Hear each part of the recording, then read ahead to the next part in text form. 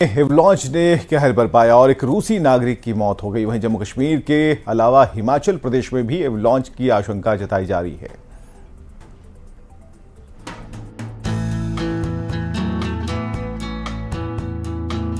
जम्मू कश्मीर में हर साल जहां जनवरी के महीने में भारी बर्फबारी देखने को मिलती थी, वहीं इस साल जनवरी का मौसम शुष्क रहा, लेकिन जनवरी की कसर फरवरी में पूरी हो गई। लंबे इंतजार के बाद जम्मू कश्मीर के ऊंचाई वाले इलाकों में जबरदस्त स्नोफॉल हुआ, लेकिन अब यही बर्फबारी मुसीबत का सबब बन रही है। गुलमर्ग में एवलांच ने कहर बरपा दिया। गुलमर्ग के कोंगदूर में बर्फीला तूफान आया।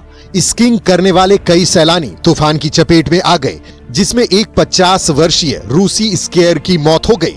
सेना और पुलिस की टीम ने 6 स्कीयरों का रेस्क्यू किया। इनमें ज्यादातर रूसी नागरिक बताए जा रहे हैं। रेस्क्यू के लिए हेलीकॉप्टरों का भी इस्तेमाल किया गया। कोंगदूर ढलान के पास भारी भूस्खलन हुआ।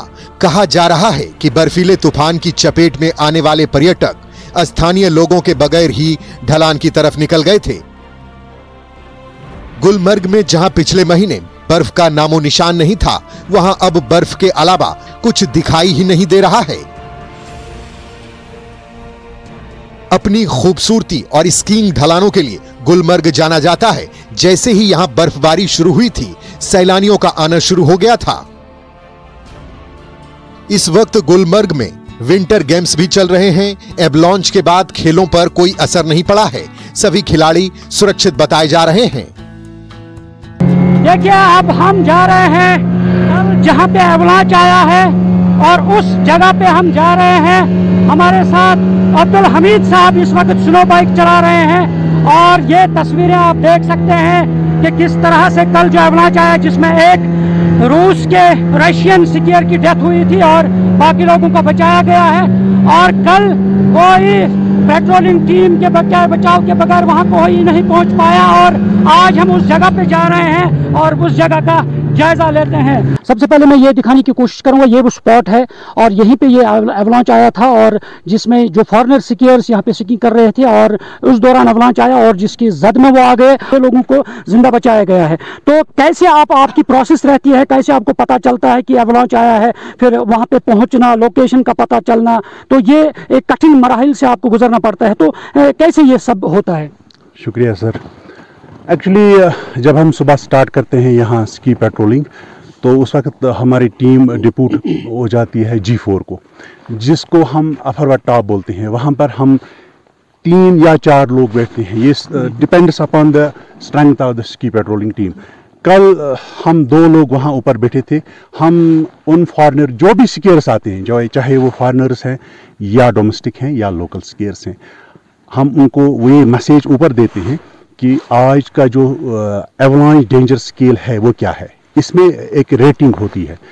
हम ये वो आप मॉर्निंग में देते हैं, हम मॉर्निंग में भी देते हैं और हम वेबसाइट में भी देते हैं। और हम जब ऊपर बैठते हैं अपने कवर पे G4 पे, तो हम उनके साथ वहाँ पे बात भी करते हैं। हम उनको समझाते हैं कि आपको कहाँ से स्कीइंग करनी चाहिए और कहाँ नहीं जाना चाहिए।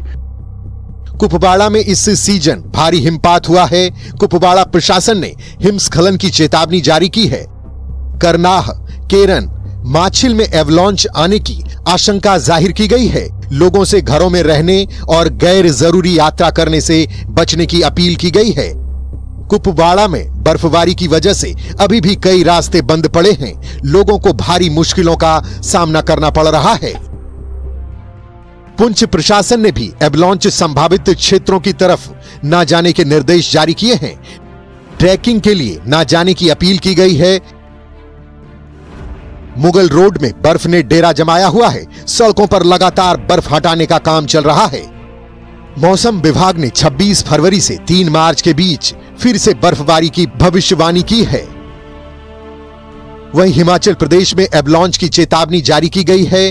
मनाली के सोलांग नाला से अटल टनल के बीच 2 जगहों पर बर्फीले तूफान की आशंका जताई गई है। प्रशासन ने सोलांग नाला से गाड़ियों की आवाजाही पर रोक लगा दी है। 4x4 व्हीकल्स को और इमरजेंसी व्हीकल्स को ही अलाउ किया जा रहा है। साथ ही साथ क्योंकि बर्फ काफी ज्यादा है, तो उसकी क्लियरेंस का काम आज वेदर क्लियर हुआ है, तो that work has started and in a day और 2 उसको रिस्टोर किया जाएगा। उसको साथ ही साथ मैं बताना चाहूंगी NH 305 हैज बीन रिस्टोर्ड, वहां पे अब आवाजाही शुरू होगी। पहाड़ों में पिछले 4 से 5 दिनों से बर्फबारी हो रही है। इसकी वजह से पहाड़ी इलाकों में एवलांच का खतरा भी बढ़ने लगा है। Bureau report, news 18। और खबरें लगातार जानी है, बने रहिए हमारे साथ।